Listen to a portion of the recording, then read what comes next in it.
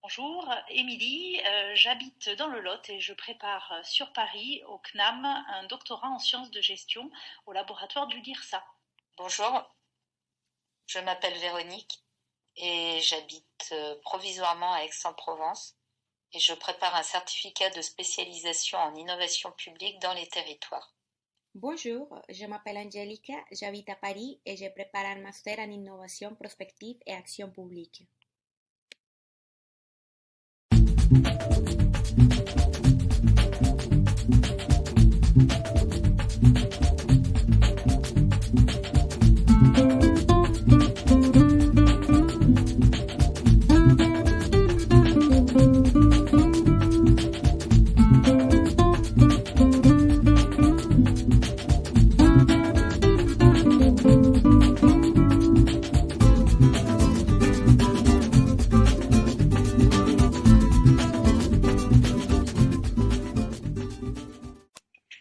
Je m'appelle Sacha et j'ai 16 ans.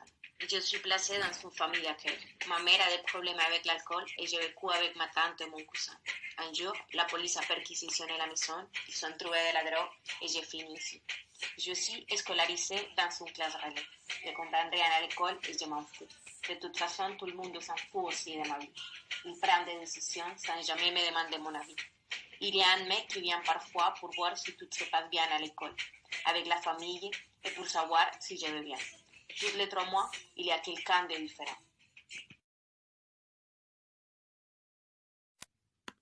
Je m'appelle Michel, je suis travailleuse sociale depuis 30 ans maintenant. J'ai vu la dégradation des conditions de travail. J'accompagne 35 enfants placés et je n'ai pas le temps de faire mon travail de fond. Je n'ai pas le temps de parler avec les enfants que je dois accompagner pour les stabiliser, les aider à s'épanouir. Je prends des décisions sans toujours consulter le jeune ou sa famille. Je ne fais que traiter des dossiers, traiter des urgences. Je ne fais plus de travail de fond. Je n'en peux plus. Au service de l'intérêt général, on croule sous les procédures. Dans une logique d'optimisation budgétaire, on doit justifier de la bonne répartition des ressources. Les contraintes légales, l'évaluation des risques augmentent sans cesse et nous pèsent. Comment rester au plus près des usagers, de leurs besoins, avec moins de moyens, des ressources qui diminuent et de plus en plus de contraintes.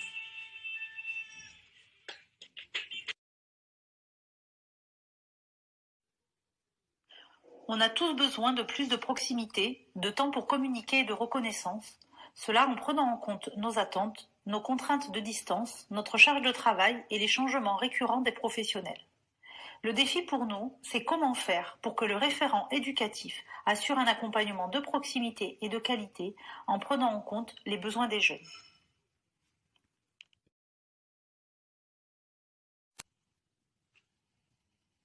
Pour cela, nous souhaitons construire ensemble un outil collaboratif d'échange entre les référents, les jeunes dont ils ont la charge et leurs familles d'accueil. Pour gagner en proximité, en réactivité, en adaptabilité, pour communiquer avec un outil que les jeunes pourront s'approprier.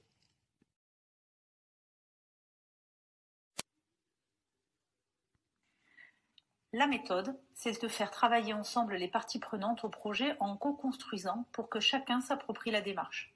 Sachant que ce secteur d'activité est peu ouvert à l'innovation, il est nécessaire d'être accompagné par une plateforme de professionnels travaillant dans le domaine de l'intérêt général, comme le Liberté Living Lab ou la 27e région.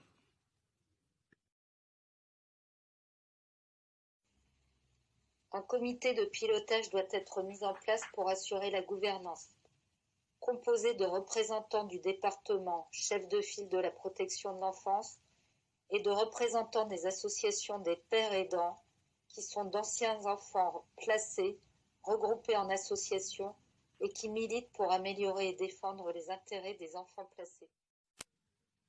Le groupe projet, quant à lui, doit faire travailler ensemble, sans hiérarchie aucune, des référents éducatifs, des chefs de service, des familles d'accueil, des représentants des maisons de l'enfance, des juges pour enfants et bien sûr des usagers.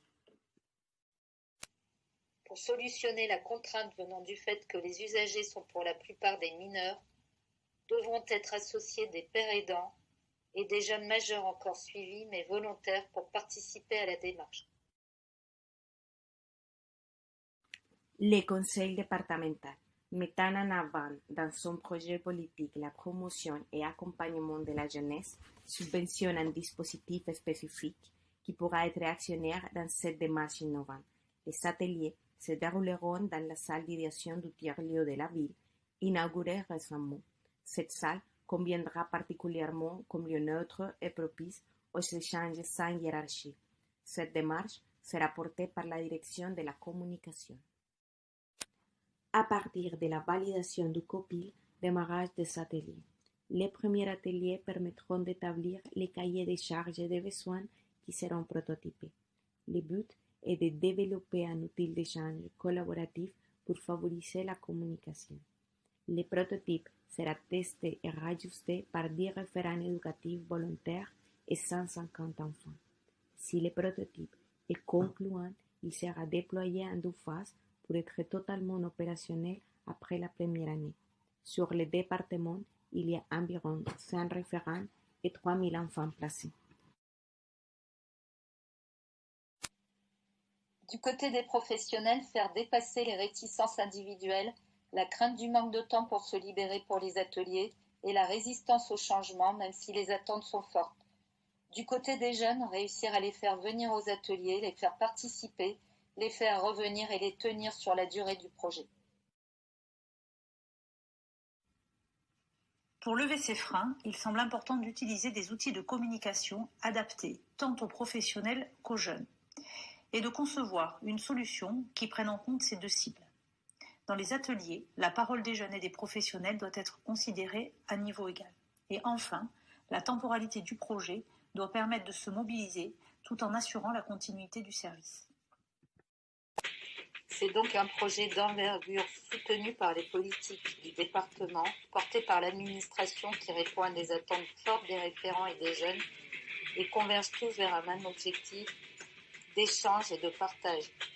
Il suscite déjà l'adhésion en interne, il ne peut qu'être validé par vous.